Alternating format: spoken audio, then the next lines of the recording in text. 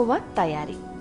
పాలు బాగా మరిగి దగ్గరైతే 1 స్పూన్ మైదా పిండిని సరిపడినంత పంచదారను వేసి బాగా దగ్గర పడేలా మరిగిస్తే మంచి పాలకోవా తయారవుతుంది.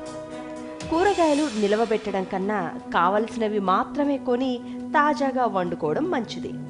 తరిగిన ఆకుకూరలను పంచదార కలిపిన నీటిలో కాసేపు నాననిచ్చి పిండి వండితే మంచి రుచి వస్తుంది. మాంసం గాని గ్రుడ్లు గాని పెద్ద మంటపై కాక సన్నని మంటపైన ఉడికిస్తే మృదువుగా చక్కగా ఉడుకుతాయి. కొంచెం వేరుశనగ గింజలు వేయించి పొడి కొట్టి పెరుగు పచ్చడిలో కలిపితే చిక్కపడుతుంది, రుచి కూడా పెరుగుతుంది. వడలు చేయడానికి పప్పును ఎక్కువసేపు నానపెట్టొద్దు. కొంచెం నాననిచ్చి రుబ్బి వడలు వేస్తే కరకరలాడుతాయి.